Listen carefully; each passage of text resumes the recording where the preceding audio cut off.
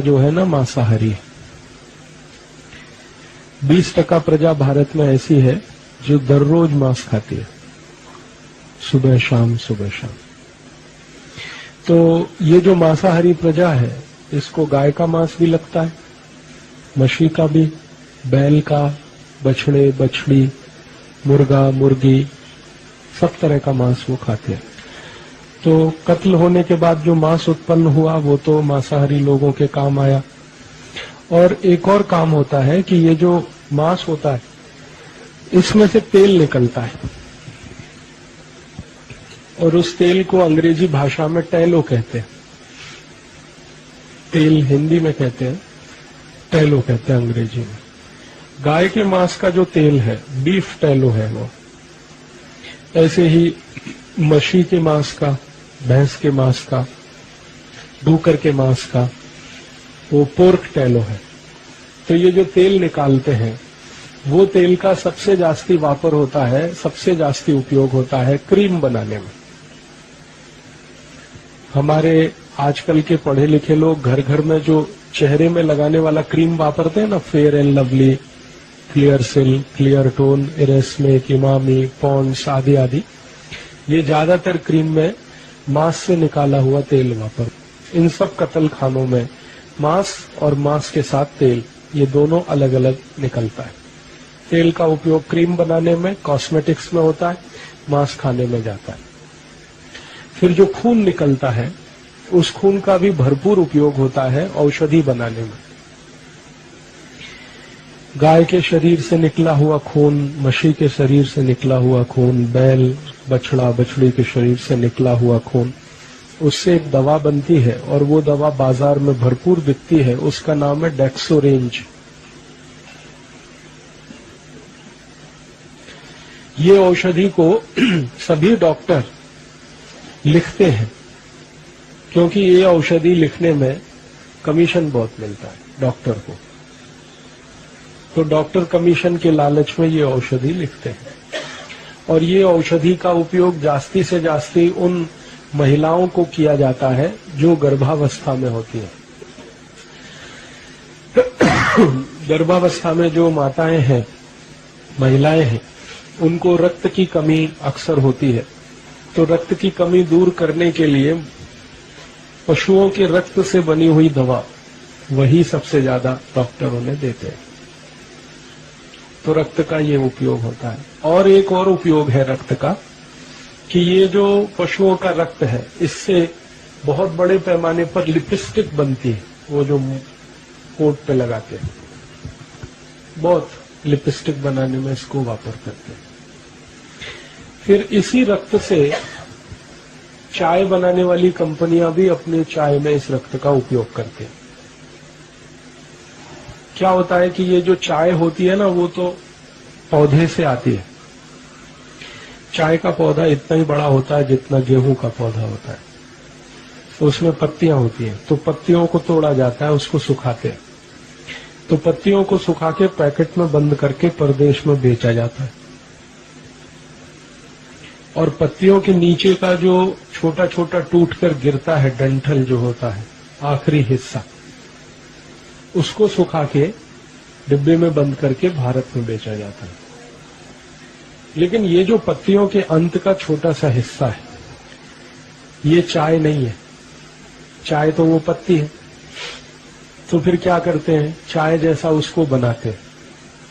तो सामान्य रूप से वो पत्तियों के छोटे छोटे डंठल तोड़कर अगर सुखाकर हम पानी में डालें, उबालें, तो उसमें चाय जैसा रंग नहीं आता।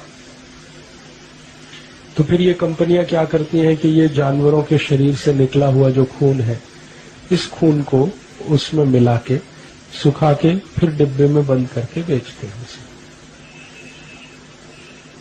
और तकनीकी भाषा में बाजार में इसको टी डस्ट कहते हैं, चाय की धूल। एक होती है चाय और एक चाय की धूल, टी और टी डस्ट। तो टी डस्ट में ज्यादातर ये उपयोग होता है, जानवरों के शरीर से निकाला हुआ खून। तो उसमें एक बहुत बड़ा उपयोग इसका है। और एक उपयोग इसका है रक्त का, वो नेल पॉलिश बनाने में, लिपस्टिक बनाने में, नेल पॉलिश बनाने में, चाय में।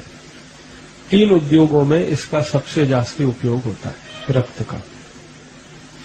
मांस का उपयोग खाने में जाता है, खाने वाले लोग लेते हैं। मांस में से निकाला हुआ तेल का उपयोग क्रीम बनाने में होता है, फेशियल क्रीम जिसको कहते हैं। अब हड्डियां जो निकलती हैं, उन हड्डियों का सबसे जास्ती उपयोग 2 जगह होता है, एक तो शेविंग क्रीम बनाने में और एक टूथ पाउडर, टूथपेस्ट बनाने में। जितने भी टूथपेस्ट बाजार में मिलते हैं, कॉलगेट, क्लोजअप, पेप्सोडेंट, सिबाका, फॉरेंस, ये सब मरे हुए जानवरों की हड्डियों से बनते हैं। शरीर के जब जानवर के शरीर का कत्ल होता है तो हड्डियां जो निकलती हैं उनको धूप में सुखाते हैं। सुखाने के बाद एक बोन क्रशर मशीन होती है, उसमें डालकर उसका पाउडर बनाते हैं। फिर उसी पाउडर से टूथपेस्ट बनता है, टूथ पाउडर बनता है। और इन्हीं हड्डियों का पाउडर का उपयोग एक और जगह होता है, शेविंग क्रीम बनाने में। और आजकल इन हड्डियों के पाउडर का एक और उपयोग होने लगा है, वो टेल्कम पाउडर जो लगाते हैं, स्नान के बाद लोग लगाते हैं, उसमें भी अब इसका उपयोग होने लगा है, क्योंकि ये थोड़ा सस्ता पड़ता है।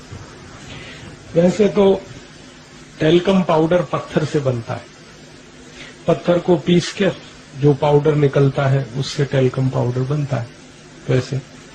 लेकिन आजकल पत्थर का पाउडर 60-70 रुपए किलो है और गाय की हड्डियों से निकाला हुआ 20-25 रुपए किलो है। तो ज्यादातर उद्योग चलाने वाले लोग उसको वापरते हैं।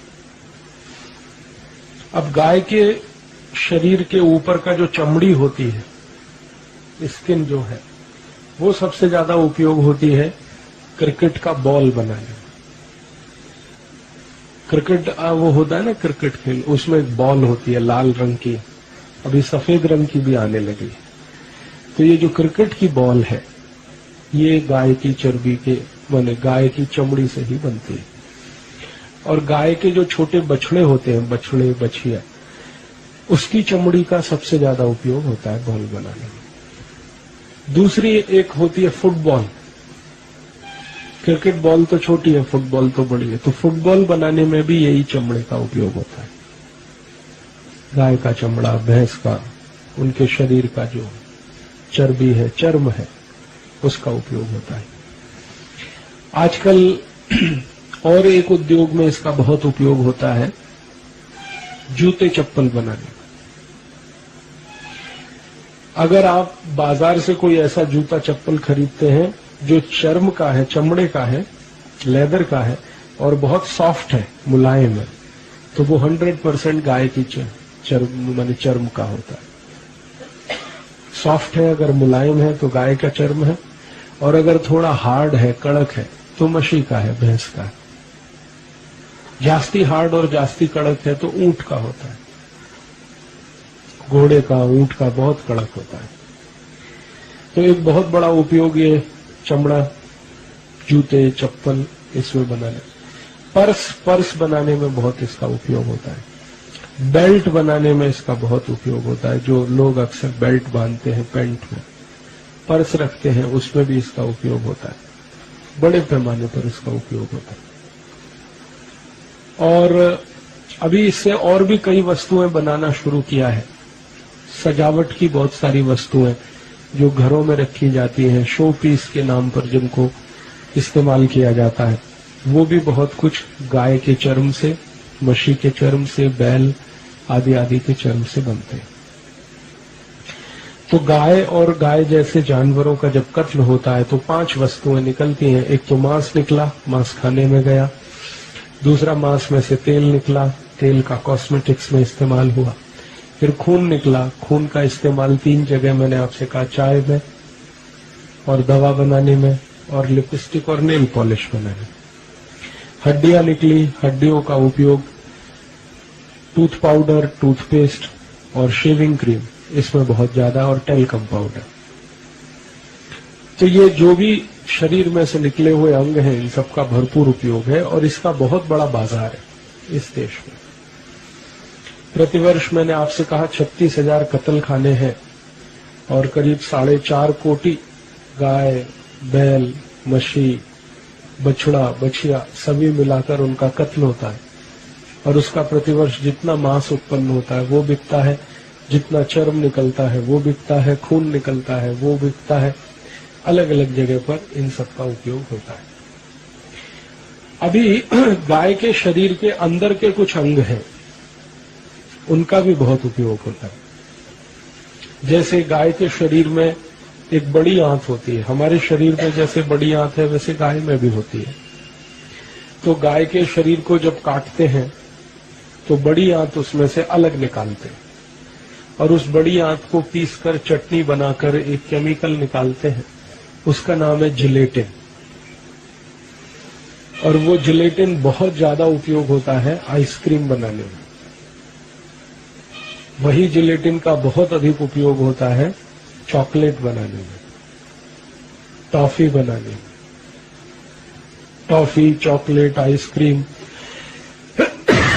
उसी जिलेटिन का भरपूर उपयोग होता है। आजकल वो नए नए तरह के खाद्य पदार्थ आए हैं, Maggi, noodles, pizza, burger, hot dog, cold dog, chowmein, ये सब नए नए तरह के भोज्य पदार्थ हैं, प्रदेश से आए हुए हैं। इनमें भरपूर उपयोग होता है जिलेटिन का। और जिलेटिन गाय के शरीर के बड़ी आंत को चटनी बनाकर उसमें से निकाले हुए रस से बनता है। इस जिलेटिन का उपयोग आजकल और भी कई खाद्य पदार्थों में करने लगे हैं। खासकर आपने वो देखा साबूदाना, एक आता है साबूदाना, जिसको अक्सर हम उपवास में खाते हैं, उसमें अब इसका बड़े पैमाने पर उपयोग होने लगा। तो बहुत सारे खाने पीने की वस्तुओं में ये सब चीजें उपयोग आती हैं। अब दुर्भाग्य हम सबका ये है कि हम सब अपने को शाकाहारी मानते हैं, लेकिन कई बार ऐसी वस्तुएं खाते पीते हैं जिसमें ये सब मांसाहारी सब पदार्थ मिले होते हैं। अब जैसे चाय पीते हैं, तो चाय पीने वाला अपने को कहे कि मैं शाकाहारी हूं तो मुझे हंसी आती है उस पर, क्योंकि चाय बनाने में ही जो खून है, रक्त है, वो मिलाया गया है और उसका हम वापर कर रहे हैं। कोई कहता है कि जी मैं तो उपवास रखता हूं लेकिन साबूदाने की खिचड़ी खाता हूं, तो मुझे हंसी आती है कि साबूदाने की खिचड़ी में जिलेटिन है और जिलेटिन तो गाय के शरीर से निकाली गई बड़ी आंत में से मिलता है। कोई कहे मैं संपूर्ण शाकाहारी हूं लेकिन फेयर एंड लवली लगाता हूं, तो फेयर एंड लवली तो गाय के मांस में से निकाले हुए तेल से बनती है, तो वो कैसे शाकाहारी हो सकता है। तो ये ऐसे अलग, कोई कहता है कि मैं संपूर्ण शाकाहारी हूं लेकिन सवेरे सवेरे टूथपेस्ट घिसता हूं, Colgate, Closeup, Pepsodent, Cibaca, foreign. कोई कहता है मैं टूथ पाउडर घिसता हूं। तो वास्तव में ये है कि अगर हमें सही माहिती है तो शायद हम इससे बच सकते हैं। तो सचिन भाई ने बोला कि मैं आपको बताऊं कि क्या क्या बनता है गाय के शरीर से। वो यही सब वस्तुएं गाय के शरीर से बनती हैं जो ऐसी चीजों में उपयोग होती हैं जिन चीजों को भारत के लोग बहुत जाहिरात देखकर खाते पीते हैं।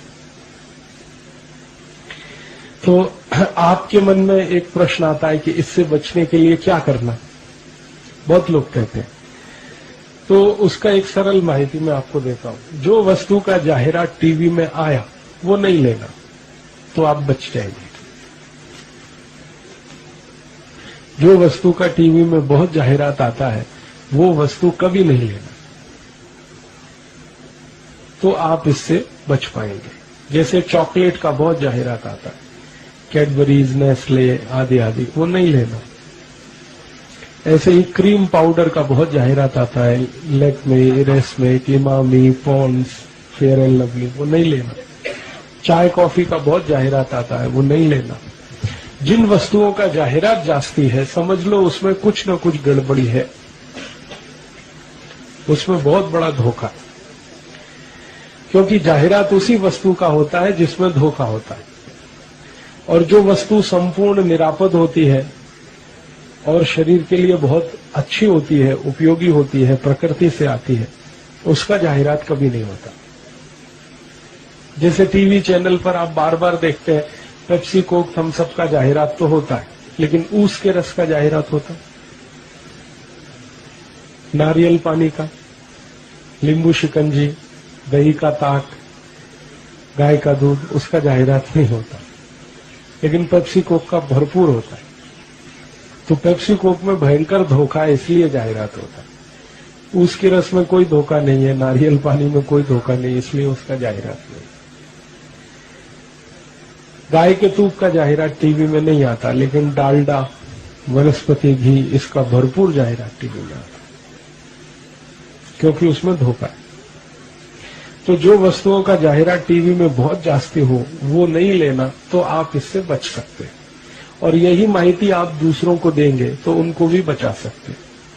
अगर कोई अपने को हिंदू कहता है, संपूर्ण 100% हिंदू मानता है, और उसके बाद ऐसी कोई काम करे जिससे ये मांसाहारी वस्तुओं का उसके जीवन में उपयोग हो, धर्म संकट से हम बचें और दूसरों को बचाएं, ये हमें बहुत आवश्यक है।